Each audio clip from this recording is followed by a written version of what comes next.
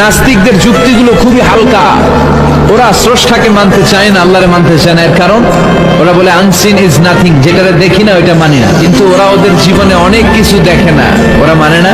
আচ্ছা, আপনি আপনার জীবনে সরাসরি চোখ দিয়ে আমেরিকা দেখছেন? তা আমেরিকা যে আছে মানেন না? যারা এখনো হজে যান নাই, কাবা ঘর নিজ চোখে সরাসরি দেখছেন? টিভিতে না, টিভিতে তো সবাই দেখছে। তো আপনি যে দেখেন না, আপনি সৌদি আরব যে আছে, কাবা ঘর যে আছে মানেন না? নাস্তিকরা বাতাস খালি চোখে দেখে না, দেখে, কিন্তু নাস্তিকরা বাতাস মানে না। Why do you believe on that? বাতাস মানুষ কেন? তোর দাদা তোর বাবা কোনোদিন বাতাস দেখছে?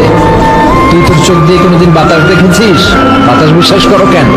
কেউ যখন মাথা ব্যথা অনুভব করে বলে যে আমার মাথাটায় প্রচন্ড ব্যথা, তোর যে মাথা ব্যথা দেখা যায়, মাথা ব্যথা থাকলেও মাথার অবস্থা যায়, না থাকলেও এটা দেখা যায় না। So why do you believe on that?